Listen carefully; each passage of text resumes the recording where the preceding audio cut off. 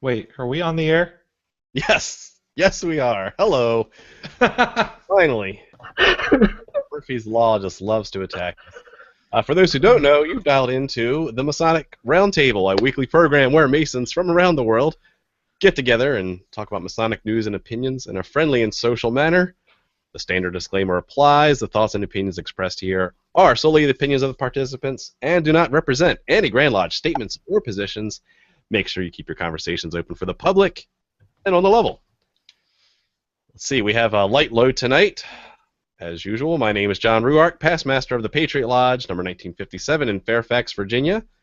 And next introducing is... And what's your AMD council? Oh, that would be a great thing to do. You know, let's talk about that. My AMD council is Perfect Ashlar, number 349 in Herndon, Virginia. Nick, introduce yourself with your AMD council. Yeah, my name is Nick Johnson, past master Corinthian Lodge number 67 in Big Time Farmington, and the currently sitting senior warden of Star of the North Council, number 276 in various locations. Ooh, I can't wait to hear what that's all about. And last but not least, Jason Richards. Hey everybody, Jason Richards here, Senior Warden of Acacia Lodge number 16 in good old Clifton, Virginia, and the sitting Junior Deacon of Perfect Ashlar Council number 349, Allied Masonic Degrees.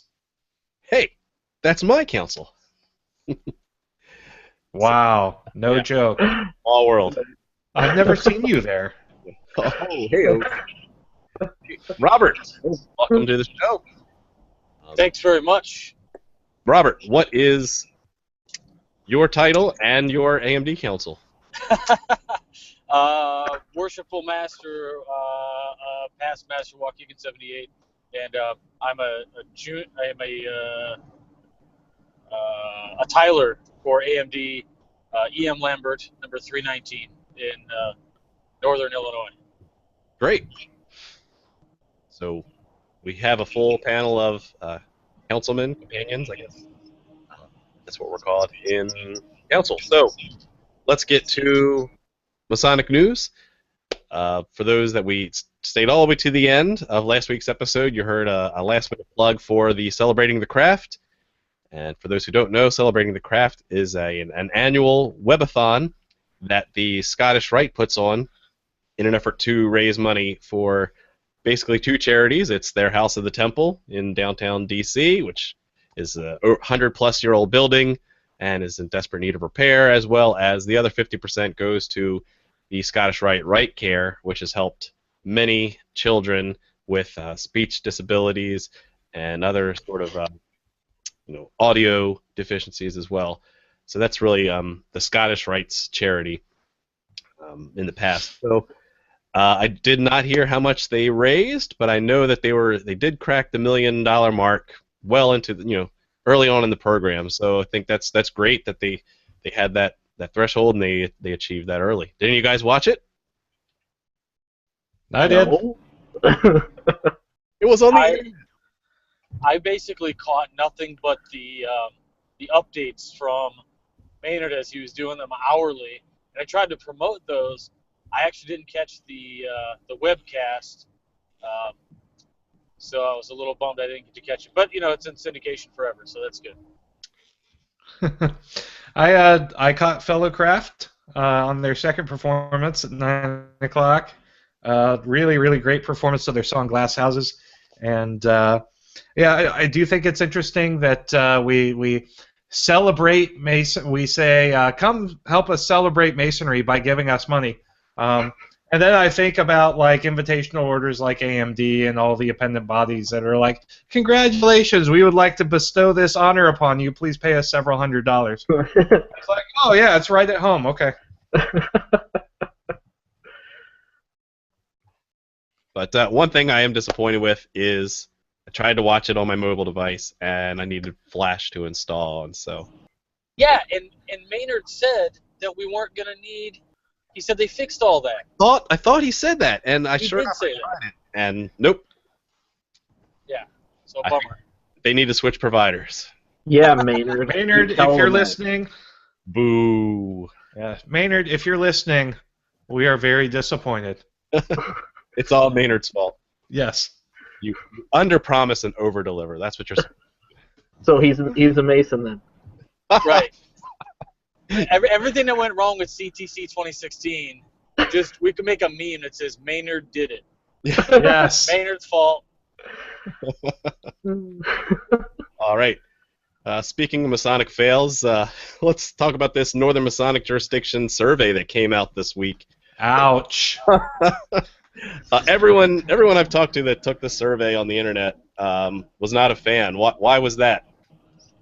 Because it was all about, do you think people aren't joining because they don't want to memorize stuff?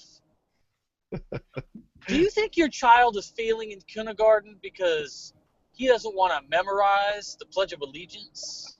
Your child really wants to learn his ABCs from YouTube, right? He really wants to learn them online. You know that, right? The YouTube questions. I mean, Online, to a degree. Am I wrong? The Past Bastards, those guys did the whole, like, joking that NMJ was going to Netflix. And this survey was like, the survey was like, do you like Netflix? That's a great idea. Yeah, hey, guess what? Joke turned reality. Not that it's happening for real, but I mean, it felt sure like they were really getting a feel for it. Yeah. I don't know. Go ahead, Jason.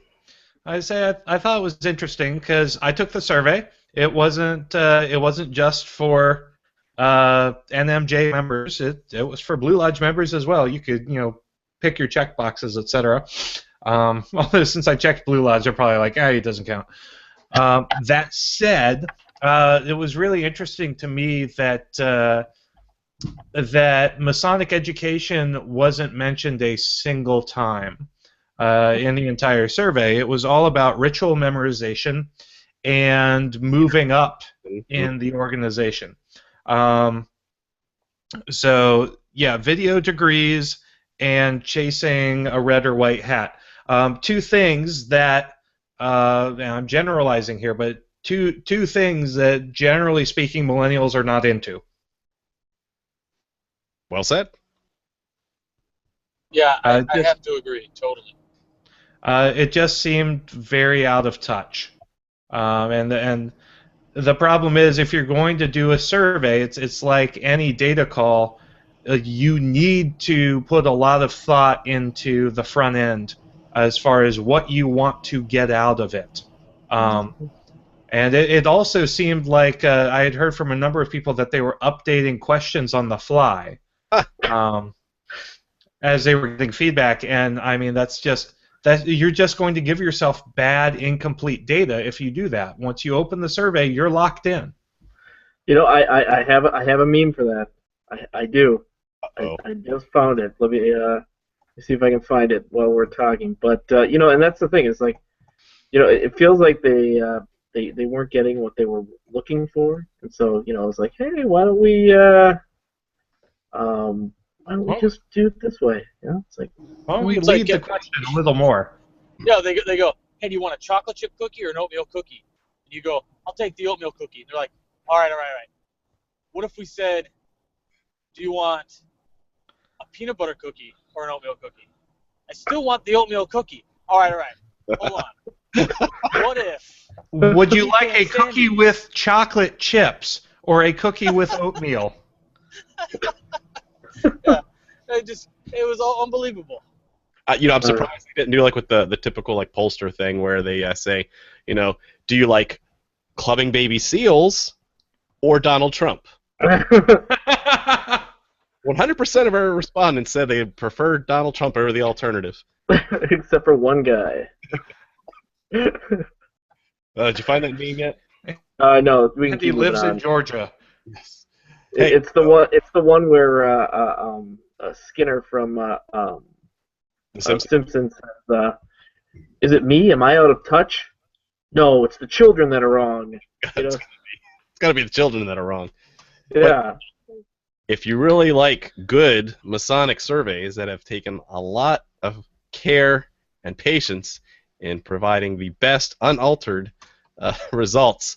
What you want to do is hop on over to tinyurl.com/Masonic survey and help me out with a very well written, if I do say so myself, survey that did not change, that is not leading in any one way. It's purely to collect data and help benefit the craft. We are almost to 2,000 respondents, so if you guys could, in the next month, just share this link with one or two other brothers, help them fill this out. It is for EAs and above, so share it with your new guys in Lodge. But help us out. We're keeping it open for one more month, and then we're going to close it so I can then comb through the data. And change the questions. And change the questions and make them all leading. Yes. Hey, John, we've got a couple. Whoa. We've gotten a couple questions about whether or not you will make the data available after the survey closes. Okay, great point. I will not make any of the raw data available. I will be putting together a nice long presentation with charts and graphs and that kind of thing. Nothing will be uniquely identifiable because I know there's some sensitive questions in there.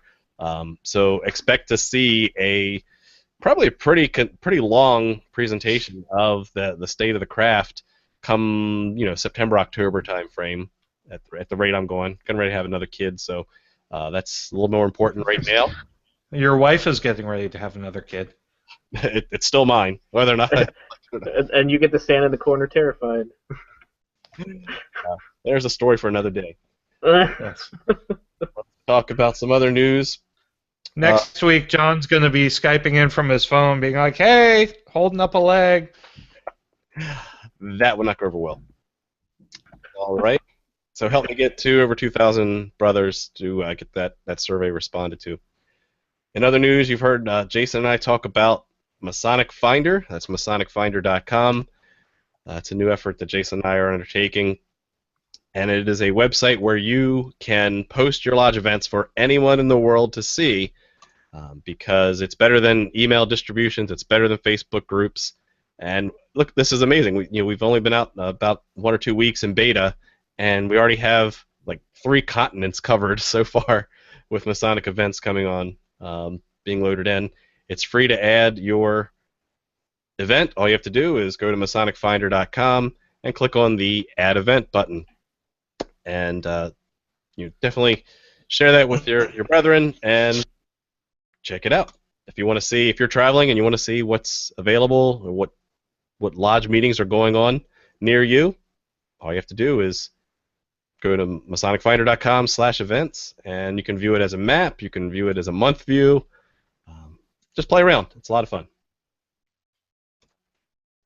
So next week we will probably talk a little bit more about that because we have some extra features that we're adding in to include the ability to do recurring events and things of that nature. A couple other little surprises. So we'll talk about that at length next week. It's pretty functional, but it's still in beta. Get in early while the getting's good. That's all we got for Masonic news. Let's go right into the Masonic Monday question. On Tuesday. On Tuesday. Tuesday. Whoa. Oh, is that me? Is this my section? Okay. Anyway, so this is the answer for the week of May 9th, 2016. I know I wasn't on the show last week, so all right, here we go. The answer is Moses Michael Hayes. And so the correct answers are from George Kibowitz, Ed Potter, David Klein, Jonathan Primo, Joey Boyer, James Webb, and Mike Hambrecht. You guys got the correct answer, and I, for one, am very, very proud of you. I know that's what you all wanted to hear. So, Masonic Monday question for the week of May 23rd, 2016.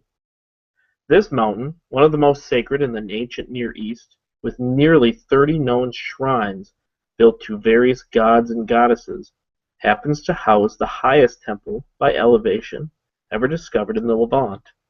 What is the name of this mountain? Bonus. What is the name given to the temple? When you have the answer, send it to masonicmonday@gmail.com. Don't forget to include your lodge name, lodge number, and the hashtag Vibranium from Wakanda. Back to you, John. Wow. Hey, wait, Nick. This has a Yes. very Marvel Doctor Strange feel to that question. Ooh, it does. Could you also does. say? I would almost say it's a multiverse type Oh question. my. Oh my. That We did maybe it. an ancient one knows some answers to it, possibly. We got comic books in. Nice job. You're welcome, people. Back to you, John. In my Masonic multiverse, Albert Pike is still an EA. Let's go into this week's topic, which is the Allied Masonic Degrees. And again, the four of us are members of AMD, as it's also known. So, Nick, with your encyclopedic knowledge, why don't you tell us what it is, and then we can get into how do you join and what's it all about. So, what is the AMD, Nick? Sure. The AMD is a organization developed by J. Raymond Shute, I think, in the early 1930s, I think, something like that. And it was designed to take essentially orphaned works of Masonic ritual and kind of put them all in a house so that they would be available to the student that would be interested in them. But Shute, being the way that he was, he also added an invitational part to it. So, currently the membership stands at 27 members, I believe, of which you can have 7 MRIT members. And to join an AMD council, you first must be invited to join an AMD council. And so, it's one of those that the AMD has access to about, I would say, I think it's 12 degrees, 12 different things. So you've got the well, I can get the list out. It's not very long. There's certain degrees that most of them come from like Scottish Rite cast-offs. It has the Royal Ark Mariner, which is a very big degree out in England. There's the Secret Monitor that describes the story of David and Jonathan. You have St. Lawrence the Martyr, which also exists currently in England. You have a number of degrees, and so it was essentially designed so that these degrees would find a home and wouldn't disappear. But So then these were actual degrees that were being conferred as Masonry was kind of this amorphous blob before it got unified, 1717 and thereabouts. So these were craft guild degrees and had remained kind of still as additional degrees that guys could confer, but they were just kind of left hanging, and so this was all swept up under one body. Just to clarify, too, your 27 members is per council, which is a council is what a lodge is, but for AMD. So it's maximum at 27. If you have a 28th person who wants to join, he's got to join another council. Yeah. And you also have some spots for Emeritus members, an Emeritus member, so you can move them off to, this special thing, so you can kind of open up spots. We've kind of done that a little bit with ours. Some guys that they're too old to be able to get to the meetings, but 27 is a pretty hard number. I mean, it is a hard number. You can't have any more than that of regular dues-paying members. So, Nick, I got a question. yes. So, in order to be invited, because it is invitational, right? So in order to be invited, I've heard a rumor, and I don't know if this is true. I know the prerequisite is that you have to be a Royal Arch Mason to get in, but is it true that you have to be a Royal Arch Mason for 8 years before they invite you? I sure hope not. I wouldn't have been invited. Me neither. Yeah, Because the answer is no, right? I would hope so then, because like I said, this is what I heard, and I was like, "Are you guys sure?" And they were like, "Yeah." That's really interesting because in our side, we had one of these. Oh well, what have you done scholarly lately? That you need to have some scholarly requirements in order to join. Like, Yeah, that was like part of ours too. But I think, the guy who was talking to me about it had mentioned this just the other day, and it like clicked in my head, and I thought, well, I wasn't a member of the Royal Arch for 8 years. Yeah. It was just kind of a weird thing. I thought you'd know.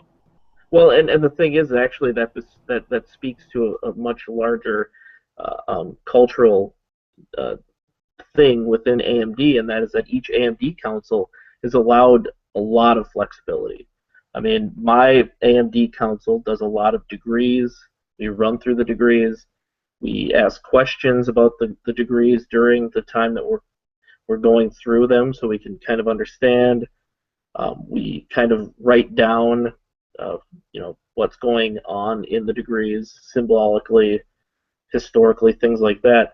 But another AMD council that's in the metro area here, papers. It's almost exclusively research papers. They meet at a nice restaurant. They have one or two papers delivered. They have questions, and it's completely different than what we have. And it's because there's a flexibility built into AMD that just doesn't exist in any other Masonic body that I've ever seen. It's just really cool to have a Masonic body built entirely around research. I think it's the neatest thing in the world to actually be able to celebrate the great Masonic scholarship that happens every day. Okay. What would you guys? Go ahead. Sorry, just gonna mention, like my AMD chapter or council, whatever you want to really call it, it's mostly a dinner club with research papers and some discussion afterward. I would love to do degrees in my AMD council. However, it just hasn't come to fruition. But what I found interesting was what Nick said was to going through the degrees, stopping and kind of analyzing things as you go. What if we were to do that in Blue Lodge and like actually sit there and dissect a degree as you're going through it? I mean, intenders and mentors do that, but I think it's just interesting that it's not until an invitational order like that where you might start to be really introduced into breaking down things like that. That was really cool, Nick. Well, and that's the thing is, like, if somebody is studying Shakespeare, one of the things that they do to study Shakespeare is they actually take the text, they run through it in a table reading, which is essentially what mine does, only with props. I mean, we do everything that you expect a degree would have in it. But, you do a table reading, essentially, and you're trying to dissect why was this word chosen? Why was this stage direction given? Why do you do these things? And, it really does open up a degree it just blows it up because you're traveling down a path as you're going down the degree's actual work. So you can actually go, well, I wonder why the color red being used in this banner actually means something, because they stopped right here and just focused just on the fact that it's scarlet without, any other, and you just sit there and go, that's a good question. That really is a good question. So another point to make is when you get invited into this group, so you get initiated, but you don't go through all 12 of these degrees all at once. In fact, you're not required to go through any in the U.S. That you basically get blessed to say you're now the keeper of these additional secrets. Go forth and do good things. So it's highly encouraged that U.S. Masons and AMD go through these degrees, through whether they emulate them and perform them, or do they analyze them like Nick was saying. However, in the UK, you do have to go through one degree specifically, which is the Order of St. Lawrence the Martyr, as a prerequisite before you can sit into a council. It's just a little bit of a difference there. So it's the requirements to join is, one, you have to be invited, but two, you also have to be a Royal Arch Mason. And that also includes in the UK the Mark Master. Now, do they still confer the Royal Arch Mariner as part of the Mark Lodge, or did they separate those out in the UK? I believe they're still moored to mark lodges, and Okay. so that's actually a very good point to make also, and it's kind of again speaks to this idea of invitational, which is a lot of these degrees are still worked and are open to all Master Masons, or at least Royal Arch Masons, in England and Scotland and Ireland and many other places.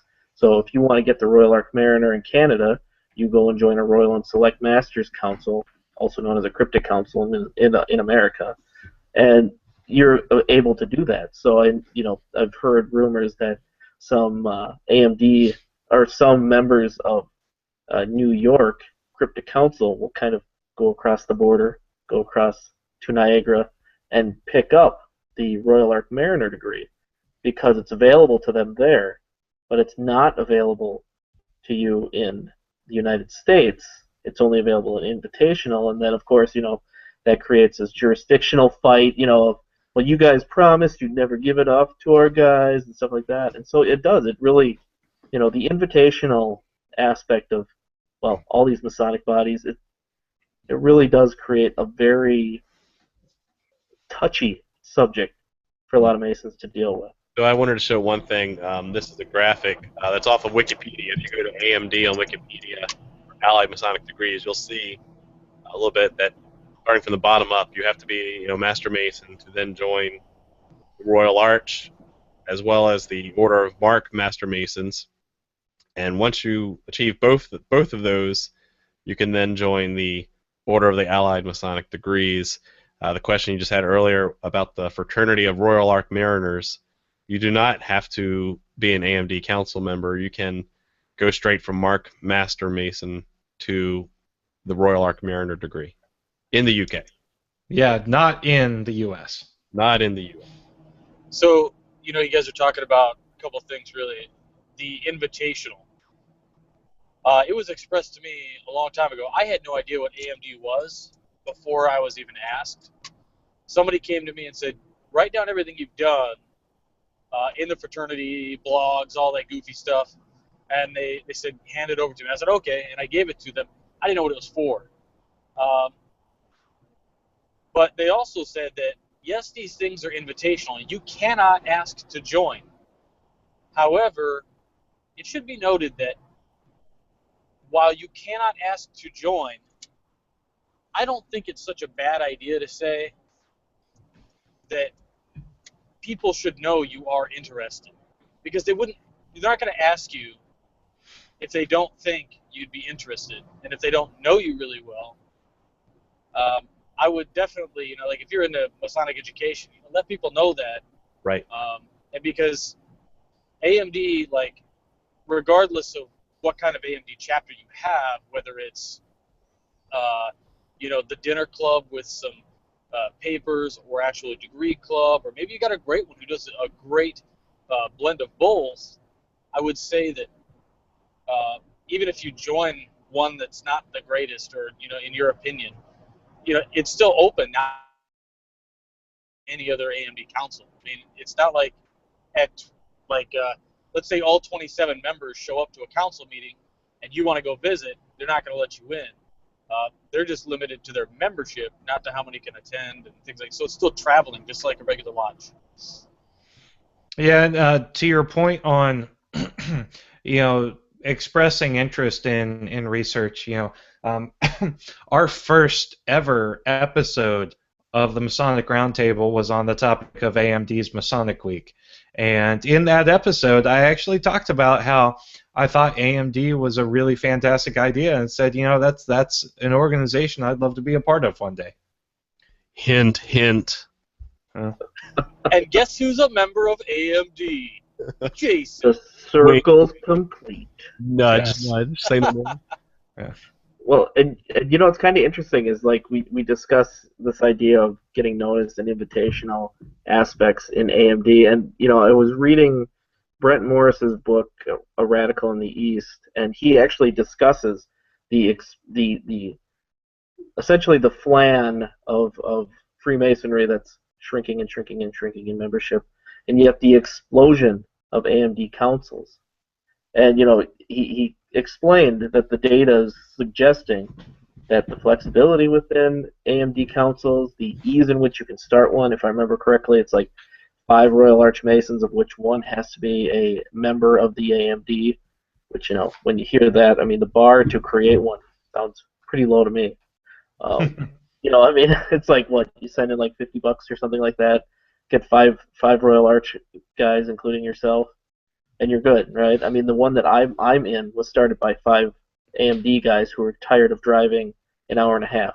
So that's where it started. I mean, and so I mean, the flexibility that exists within the AMD is, this is probably not the best example to say that invitational is unfair, because this one seems to be one that, if you want to start one, it doesn't sound like it's that hard. If you need to get an invite or would like an invite, you just have to be a little bit noticed, and you're going to get in, which is kind of different than, say, one that I was just invited in, the Holy Royal Arch Knight Templar Priests, say that 3 times fast.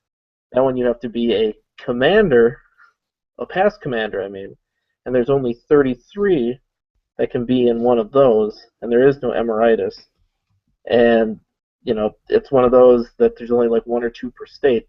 You're not getting in. And, for me, I was like a little bit surprised, and it did seem a little bit kind of, unfair, kind of weird, But at the same time, I was also given another award, Shodai, which is for the Cryptic Council, and that one wasn't so hard. I mean, that one felt really honoring. I mean, it's like, oh yeah, I got this honor, I worked really hard, I'm being recognized, and a degree is attached, right? But it's more like, but the other one, it was kind of like, whoa, this is kind of weird. This is kind of exclusive. Is this elitist? I don't know what to do about this. So. And I think that's one of the things that I want to bring up. If I was talking to me before I joined, that it has this air of mystery, just like Masonry does until you're in.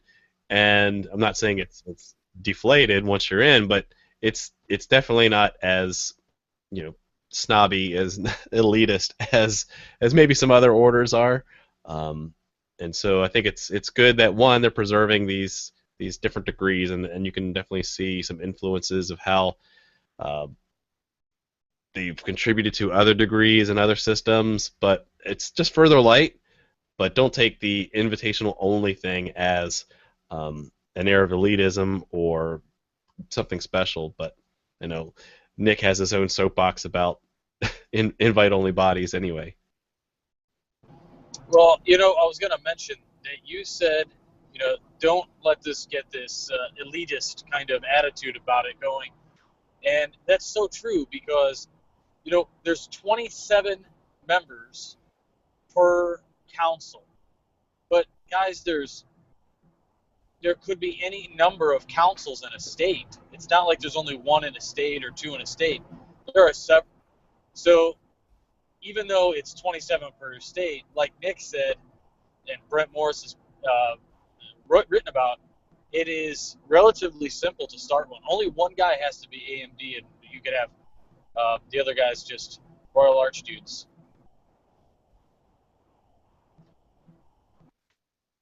That's cool. Nick, do you know why the UK system is a little bit different as far as the structure and the requisites to join? I am not really sure exactly, because AMD was started in the United States and then it traveled back. I mean, even within the AMD structure itself, it's kind of goofy in that we have the Secret Monitor degree within the Allied Masonic Degrees, which originated here from Dutch sources, went back to England, and then we re-imported it from England back to America. So, I mean, it sounds like, at least from what I understand, it was just kind of, shuffling back and forth of the different degree sets, and probably, somebody in England said, hey, that sounds kind of fun, let's start one ourselves, and that's usually what happened in all these things back in the 30s. So, Nick, do you think that these invitational bodies, like AMD, for instance, but it's by far the not the only one. They have these prerequisites over, as you guys are talking about, in the UK that we don't have here. And do you think that's because the invitational bodies in Europe still demand something more than just a dues-paying member that perhaps we do here, like just having a supper club, whereas over there it's still about the ritual and the secrets and things of that nature. Actually, I would say that they're more focused on the dinner club aspect there than we are here. And I say that only because if you go on all their websites, they have lists of toasts and how you do each meal. There's always a meal attached to every body. But I would say it's probably because they don't have as many invitation only bodies in the UK or anywhere else than in England or Scotland or Ireland as we do. They just don't have as many. We have a much higher proliferation, which is kind of interesting considering the idea of kind of this democratic society that we live in. Everybody's essentially on the level, but we have so many so many invitational bodies compared to out there. Because just like we were saying, you can get the Royal Ark Mariner out there, you can get the Secret Monitor out there. You can join. I think you can actually petition the AMD in England, which is completely different than what we have here. So I think it's just a different focus on how. I don't know if maybe there's some kind of cultural thing that United States title. I guess I would say my question totally backfired, because I was really under the impression that things were maybe a little more strict out there. So, I mean, I'll take your word for it, because you know more about it than I do. Well, no, it's a good point. I mean, strict or not strict, and I'm not an English Mason, and I could be speaking out of my rear or anything like that. But at least my impression is that they're as focused on ritual proficiency as we are. It's but they attach a meal to everything, and and they have grand ranks and things like that in everybody, and so they're very much like us. And so, I mean, I don't know if there would be any kind of cultural difference that we would see, but. All right, well, let's start taking some questions. There's been a lot of good discussion on the Facebook page, so let's switch to that and see if we can answer some of their questions. Jason. All righty. Let's see. Going through. So this is something that I think we've addressed a little bit, but might bear repeating from Brother Jacob Barnard. He says, I do find it surprising from comments here in the pre-show posts and elsewhere how many folks seem upset or against the idea of invitational bodies or bodies with further requirements prior to joining. I guess I think of it more as a weeding out process instead of something that's inherently elitist. Someone who's gone through another body demonstrates clear interest and drive. Sure, some certainly might feel elitist about it, but if I don't, does that really matter? And the question is, okay, are these bodies really elitist, or are they just restricted and trying to hedge their bets on who would be the best fit? That's a great question, because I think one of my friends actually is one of the gents who had a little bit of a cow about it, yeah. And we're not going to name names, Doc. But he's got a great point in that Freemasonry, we're all supposed to be on the level, we're all supposed to be brothers, and yeah, that's totally true. However, it's one of these things where it becomes, and this is my opinion and probably a couple other guys' opinions, but it's my opinion that the Blue Lodge really kind of is a waiting room, in that you get there, and after a while of service and things, you kind of make connections with other people, like-minded individuals, people who might be really into the research or whatever else, and who am I to say that these people couldn't go through the proper channels and create an invitational body? And if they want somebody to be a part of it, that's great. Is there prestige attached to these things? Yeah, there's always prestige attached to these things, but the prestige is solely within that body. It's not like I go into my Blue Lodge and say, hey, I'm a squire of the Red Branch of Erie in the AMD. do you think they even know or care what that is? No. So take it for what it's worth, man, I guess. You only care if your hat's white. And even then, maybe not so much. So here's a question from another brother. How often do your AMD councils meet? Because obviously, if we're doing all this research, like we're going to be busy, we're going to be meeting every single week. It's going to be crazy, right? Right. So that's all of these books are for my AMD council next week. Yeah. No, ours is pretty flexible. Only meets about 4 times a year, so we pick a great date to remember, like the 5th Tuesday of a month. So actually, we're meeting this upcoming Tuesday after Memorial Day. But I'm on baby duty, so I won't be there. Jason will have to go there in my absence. Womp womp. So, is it similar for you guys, Nick, RJ? Mine meets 4 times a year, and we actually travel from one location to another throughout the metro area. Ours is kind of the traveling one. There's one that meets in one location. Actually, most of them just have one kind of home base, and we kind of move around. And that was just kind of originally, the one that I'm in, it was St. Paul guys, Minneapolis guys. And if you know anything about how the Twin Cities work, there's competition.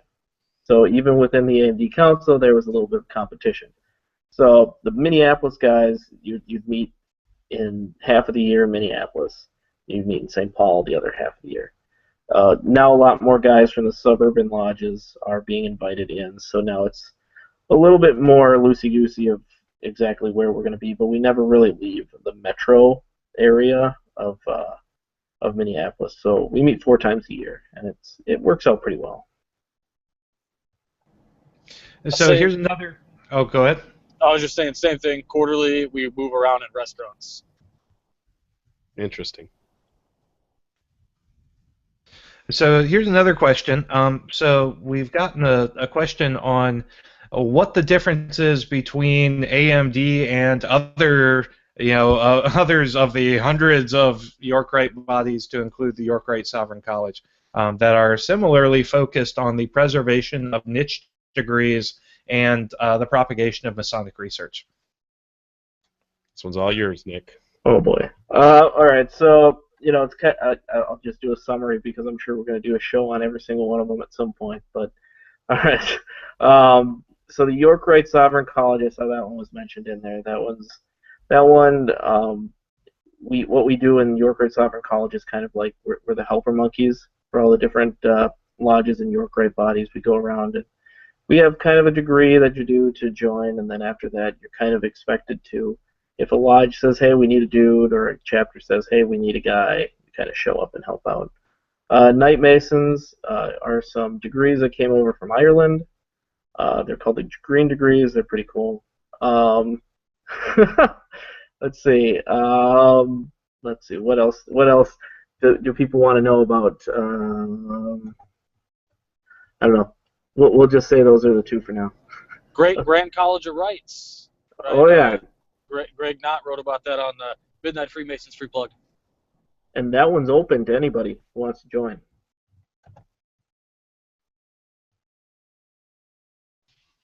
So last question, I think, for tonight is, and we've talked about this a little bit, and we probably have rather limited insight into this anyway, but Brother Matthew DeBro said he'd like to hear more about the differences between AMD in the USA compared with AMD in England. Because he's noted that the variety between many Masonic appendant bodies between the USA and the UK is another dimension of Masonry that's fascinating.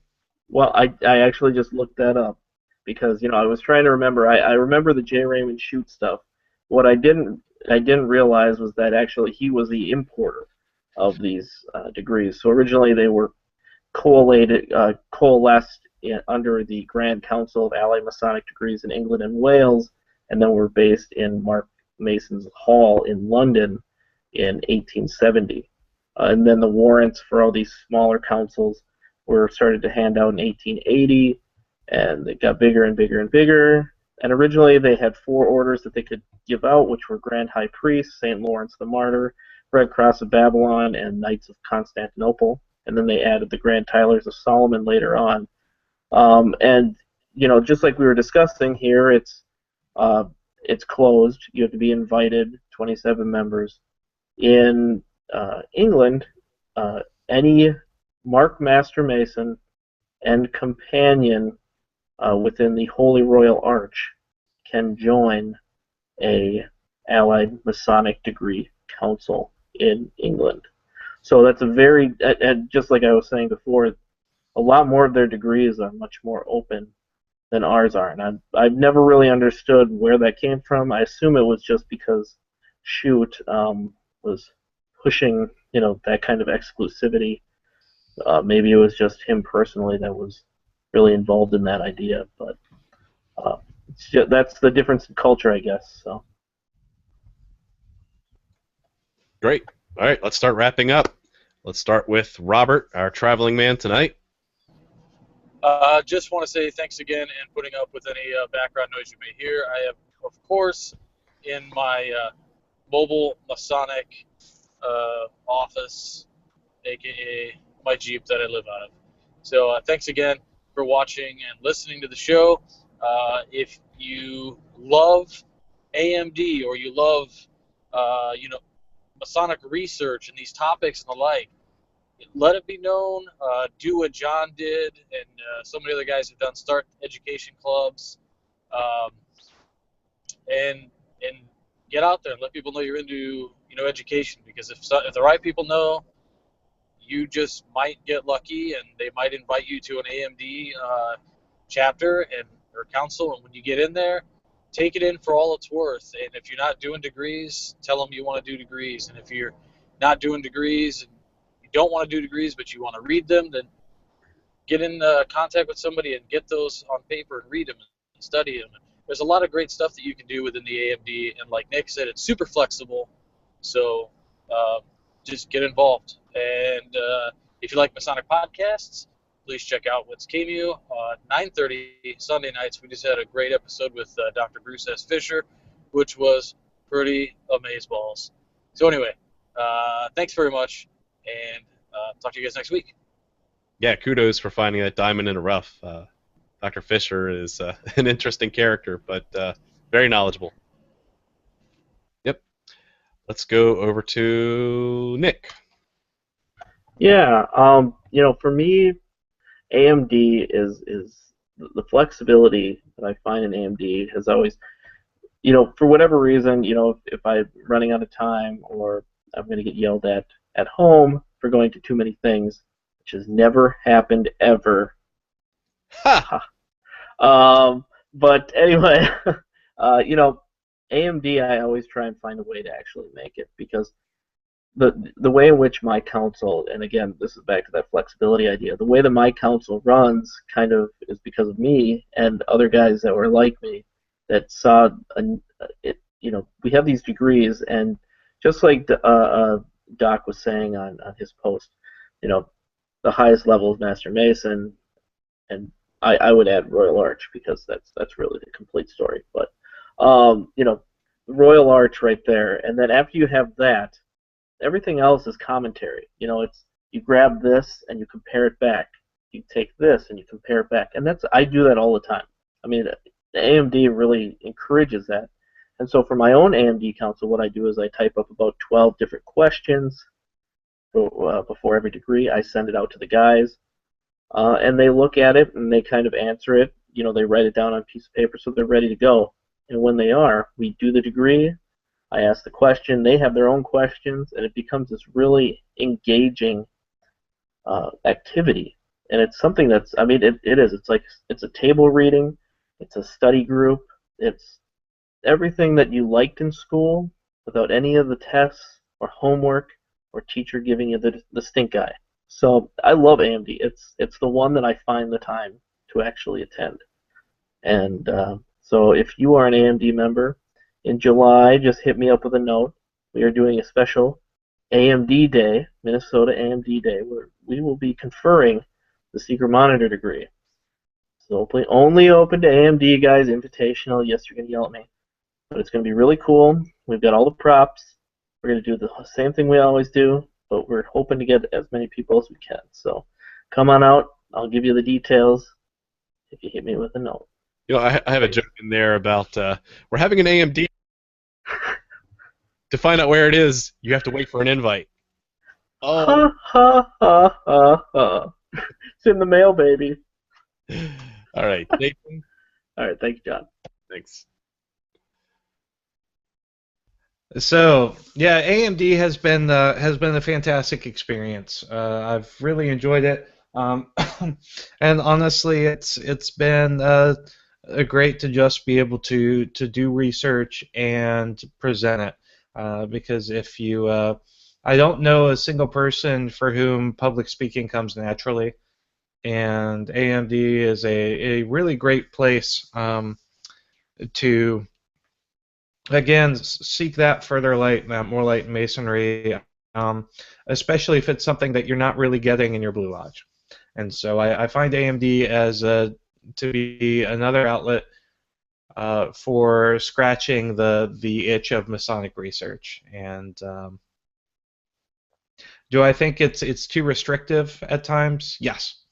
I'm very much opposed in a lot of ways to the inherent elitism of invitational orders and invitational bodies. I think we're declining as a fraternity to the point where there's not really a point in keeping some of these bodies close hold when we can't sustain the ones we've got. That said, I'd like to see more research in the Blue Lodge, but the rituals of the AMD are pretty neat in and of themselves, and they're really cool things to look at. And as I mentioned in my Noahite myth presentation, the figure and character of Noah and the story of Noah really takes center stage in two of the degrees holding under the Allied Masonic Degrees. Whereas you get little flecks of that early influence on the craft, in the Blue Lodge, and a couple little more flecks in the Scottish Rite Southern jurisdiction. AMD is really where they take center stage, and I think the AMD rituals does that story justice and do that story justice. So with that, thanks so much for watching and sticking with us, and I'll give it back to John. Thank you, Jason. I think as most of the guys kind of alluded to, because it's a smaller group, what's implied there is that it is Blue Lodge light as far as the business goes. So there's really a lot of activities going on. You really don't see AMD councils going out washing cars and having pancake breakfasts. It's really focused just on keeping those and preserving those degrees, as well as doing research. So if you like that, it's definitely a more direct, more discreet version of Masonry. It's no Swedish Rite, Nick, but it's pretty darn close as far as getting right to the good stuff. Other than that, if you like this podcast, help us out by going to the Masonic Roundtable.com/shop and help pick up a pin. We have plenty left, a new design, and that way it helps going right into our hosting costs. Other than that, thank you for watching, and keep searching for more light. See you next week.